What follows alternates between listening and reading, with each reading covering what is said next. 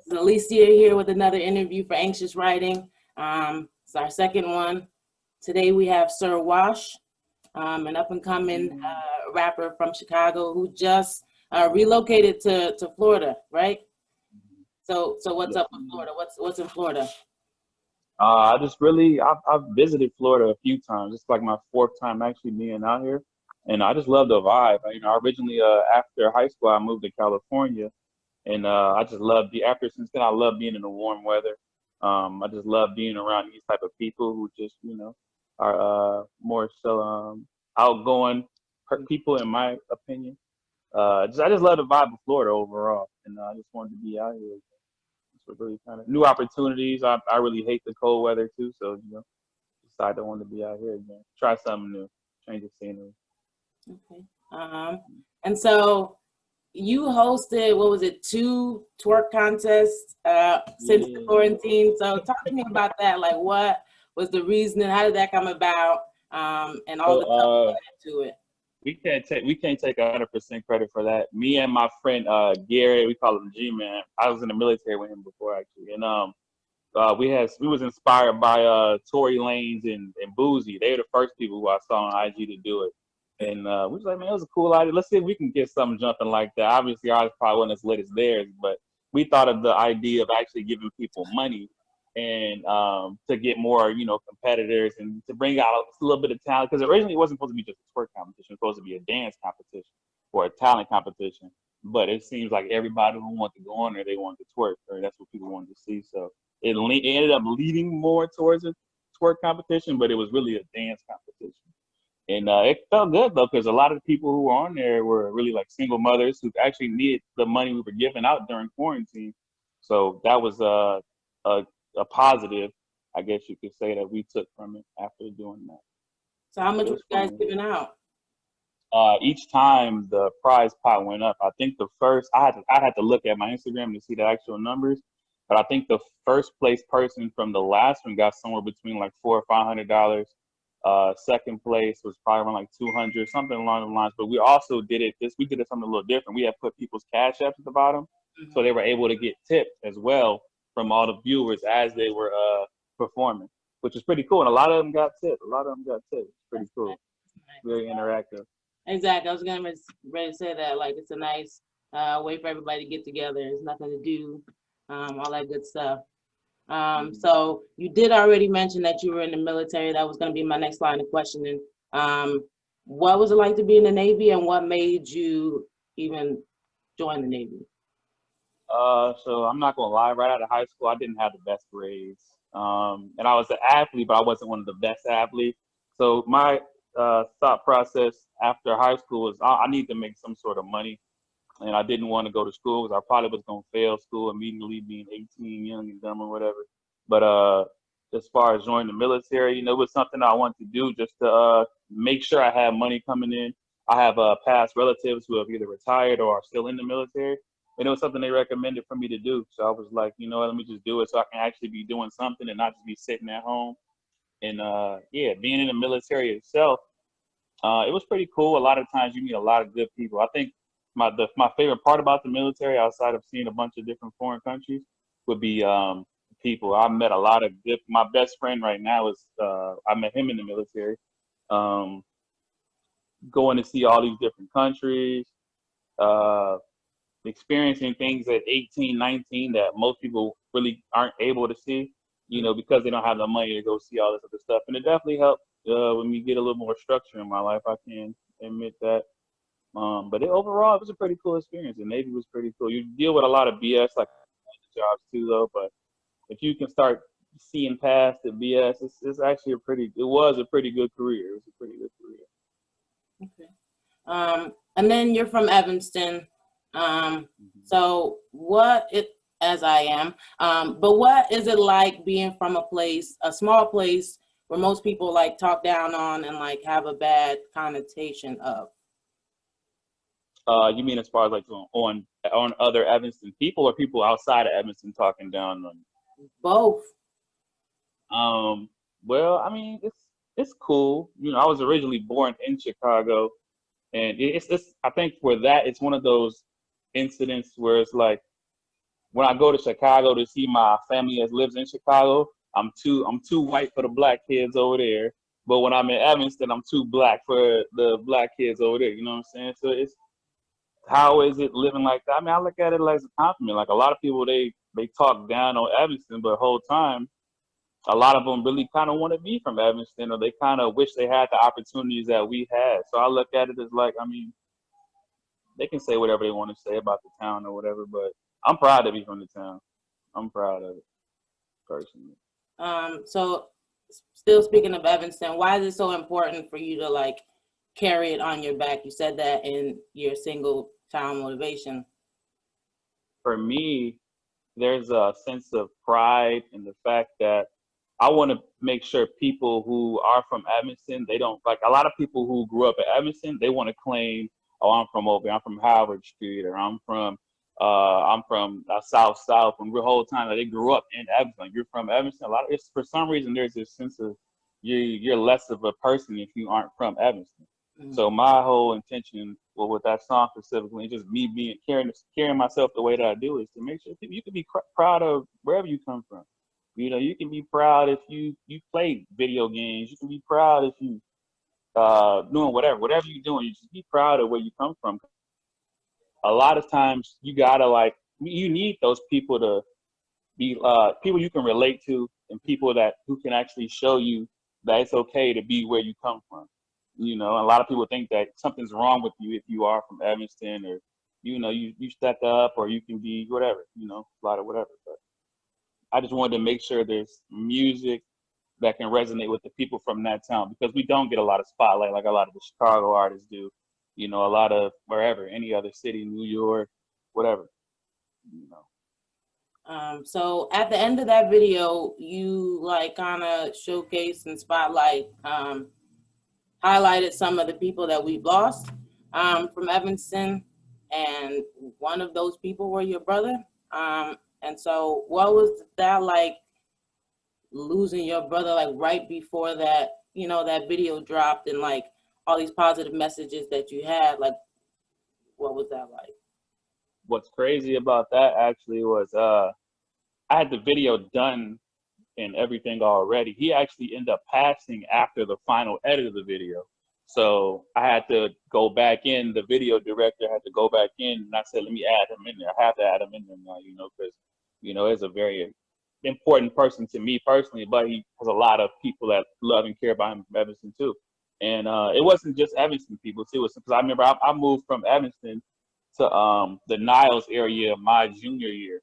So it was a couple people from the Niles area, a couple people from the city, and a couple family members of mine personally too that were in there from the city. But him specifically, it meant a lot to add him in there to me. So I felt like now he's gone, he'll be able to be immortal virtually somehow. Everybody's in that video, they'll be alive in some way, shape, or form forever now that they're part of something that's going to be online forever. So that was very important for me to feature those people. And I know I missed a lot of people, but I only added who I got permission from, whether it's a family member, a friend, or something like that. I just add anybody because I don't want like I was clout chasing. I reached out to everybody. I added whether it was their best friend, their parent, mother, sister, brother, whatever. And I got permission to add all those people in there too. But that was definitely something really important I was thinking about a long time ago. Before the actual song was finished, I wanted to add a little shout out or tribute to all those people. I remember because you made a post about it on Facebook, and everybody shared. Right. Some people got back to me, some people didn't, but I mean, we did the best we could with what we could. So when did you know you wanted to be a rapper, or that you had it?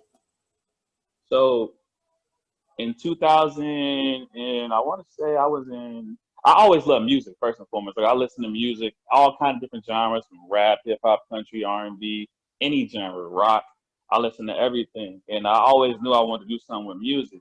But what had stopped me, I actually first started rapping. It was my homeboy Eric Henley. He had invited me to the studio randomly one day, like the summer of 2012. And he was like, bro, let's get in here. Let's go have fun or whatever. So I'm like, all right, let's do it. I didn't think nothing of it. I didn't have nothing written. Mostly everything we did was freestyle. and you could probably find it on like my old SoundCloud page somewhere. It's somewhere hidden somewhere. But we had got in there, and at first our song's horrible. Like it was complete trash. We go on YouTube, we find a beat, and we just start rapping on it. We wasted money putting $50 an hour on the studio, but it was a cool experience. But then slowly we started getting better. The more we went, we started to get better and better and better. So I'm like, oh, this might be something that we can actually, do something with. But then I had ended up a few months later, 2012, I ended up going to the military, which put all my music stuff on pause, everything on pause. And I didn't really, I didn't go to a studio or nothing like that until maybe like 2014. But even then, it was just still like playful, playing around type stuff. It's a funny story. I was actually on deployment. I have another friend who was a sailor on my ship. His name was Johnson. He had studio equipment. Somehow he was able to get studio equipment on the ship. And I don't know, people who are in the military might know this, but there's called what's a trash room on board the ship. Super loud, super shaky, whatever. But we used to, we went down to the trash room a few times and we were just recording down there, just trying to get something out of it. But all that we had to scrap because, it was just, sound quality was horrible because of all the moving parts when you're recording or whatever. But fast forward to this year, 2020, my friend Miguel, Mikey this, Mikey that, was in the video with me. He actually reached out to me again, like, bro, you still doing the music thing or whatever? Because I guess I had posted a few videos of me actually singing on before I recorded these most recent songs. And he's like, bro, you still doing music? I'm like, yeah, I'm still doing them. I might get back into it, but I still wasn't serious about it then. Until he sent me one of his beats. I was like, I could probably write something to this, and then everything just started to flow for me, just organically again. I had like, oh man, I might actually do this seriously now again. I might, now that I got time, I'm not sidetracked with the military situation. I'm single now. I don't got to really worry about somebody else's time. I can worry about my own time. I just started to do it again. Probably, I want to say, August, June, July or August. And that was that. We went to the studio. We got one song done. And I was like, bro, let's just keep it going, keep the momentum going. So we actually did Time Motivation first, and then we did Back Down after that. Maybe 2-3 days later after that. And then ever since then, I've just been writing more and more and more and more and more, and just been trying to stay inspired and passionate about it.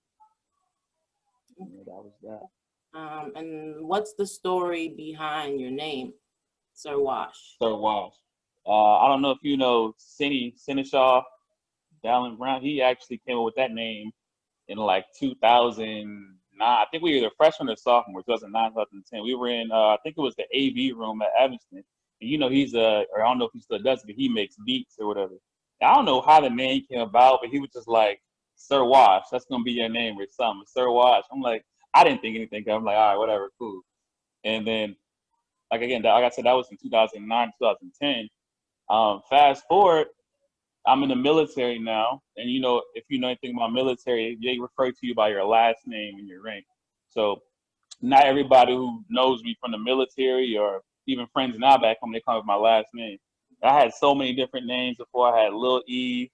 I was gonna use my brother's old rap name, Lazy E, all this other stuff. Like, you know what? Let me go with SirWash, because now a lot of people, they call me Wash for just short for Washington, and it just stuck with me. Sometimes I even still think about changing. I'm so indecisive, but SirWash decided to stick out with me. I feel like it's more professional.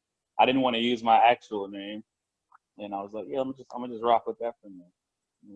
So shout out to Cindy. Cindy was the one who came up with that one. Shout out to Cindy. Definitely shout out to Cindy.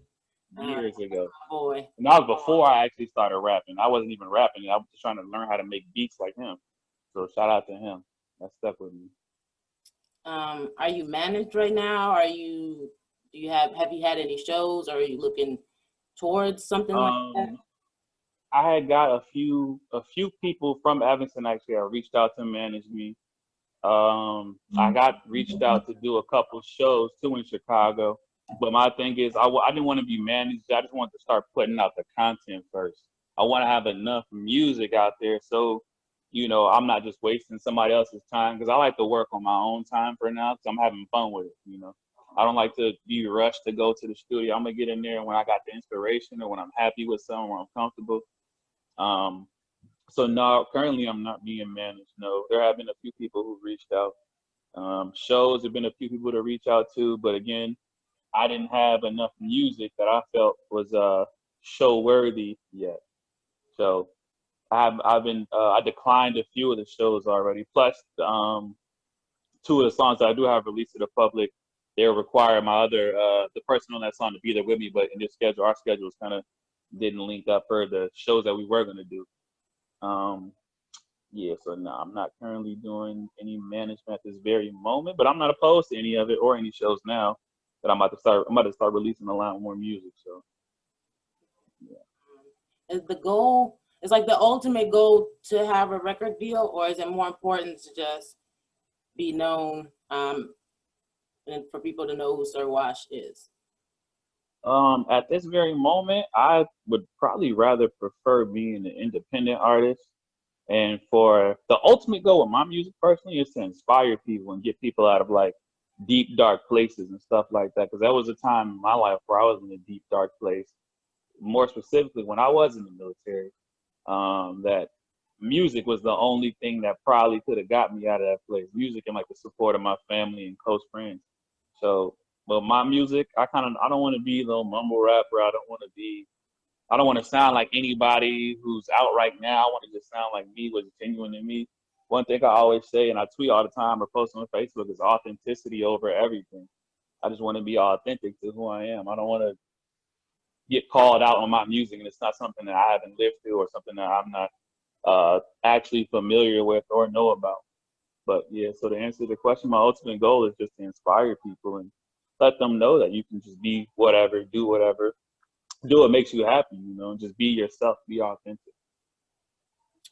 So that's a good segue to one of my next questions. In the era where trap is king, like how are you navigating those spaces when that's not the type of music you produce? Um, for me personally, I love trap music. I love it, love it, love it. Again, my thing is just to make something that I feel like is gonna be authentic to me. Like I wasn't out here selling no big bags of drugs and moving the streets and shooting at people and all that stuff.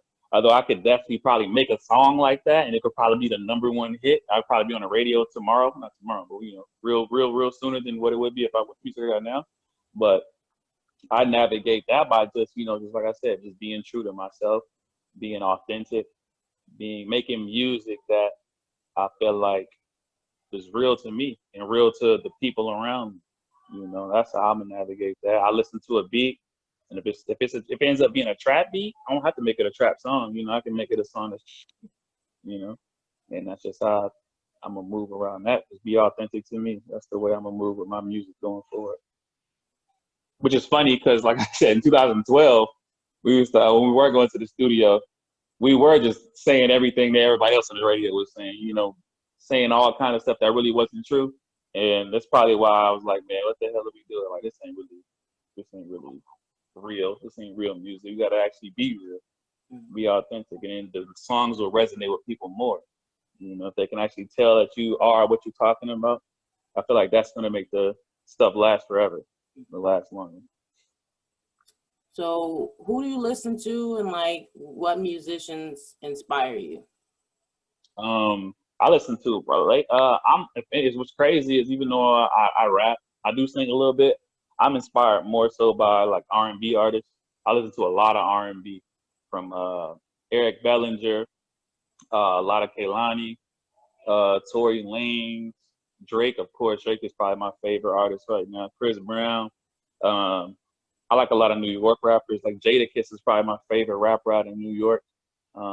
Lil Wayne, I think that's the GOAT. But if I were to say I studied any artist as of lately, it'd probably be more so some Jadakiss, Drake, Tory Lanez, probably them guys. Those are like my top 3 probably artists right now. The Game, I'm a huge fan of The Game. I think he's super underrated. Those are probably the people I listen to the most right now that inspire my music. Do you consider yourself an activist? Um,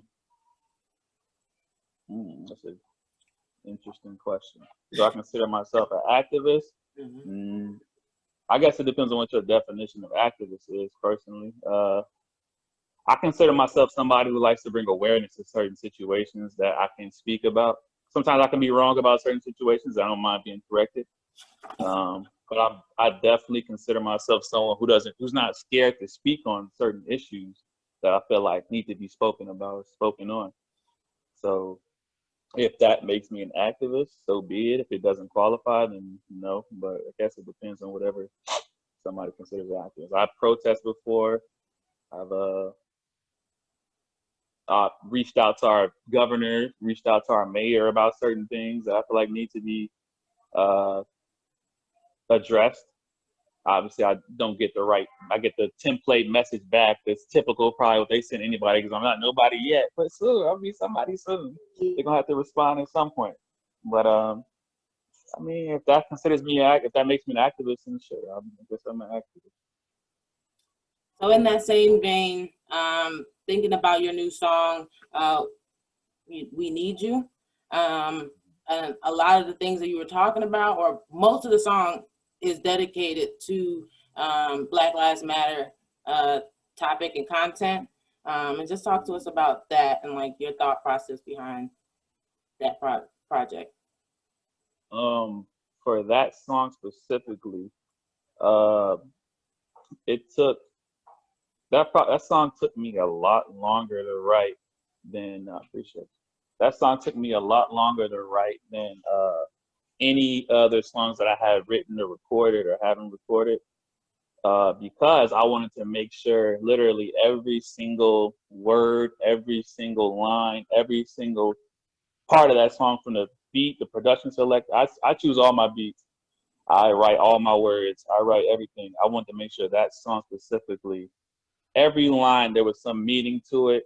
There was a message into it. And I wanted to make sure that you understood, like, who or the listener understood the pain that we as African Americans go through on a day-to-day basis, whether or not it's directly or indirectly. I wanted to make sure that, every bit and piece of that song was authentic and that it was real and that it was structured for the message to get out specifically about what we all struggle with or what we deal with being African Americans, police brutality mainly, you know, and how the government and law enforcement treats us from verse one all the way to the end. And it was for that song, it was kind of more so like we're tired of the typical we're united song, let's kumbaya, let's be peaceful. It was more so like almost a call to action, I guess you can say. Like, we need to show our kids and our families and everybody that we're important and that our lives do matter. That we're not just here on this earth to exist. We are we're important to the functioning of society. And that song actually that song took me a longer time to write than most songs do, because I want, like I said again, to make sure everything was intentional. Every line on that song was intentional. Everything was with a purpose. Everything meant something to me, and I meant that. And I wanted those people's names who we probably forgotten to, who've been brutalized by police and murdered by police. I wanted us to make sure that we didn't forget those people, and that yeah, we still thinking about them and they're in our prayers and everything like that. Are you afraid of not getting play because you choose to talk about these things in your music?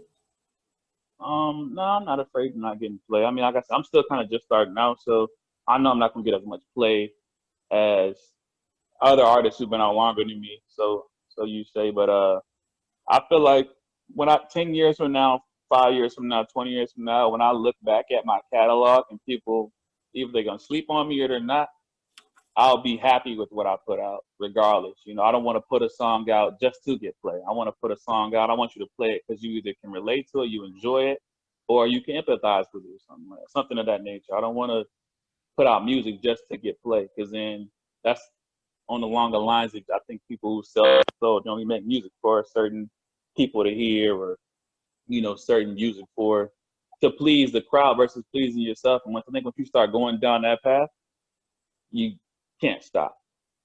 It becomes toxic. You can't. You got to make music that's authentic to you. You talked about being in my a opinion. dark place, you know, especially when you were in the Navy and stuff like that. So what are your thoughts on therapy, and would you ever go? Absolutely. I recommend that if you do feel like you need therapy, even if you don't feel like you do need it.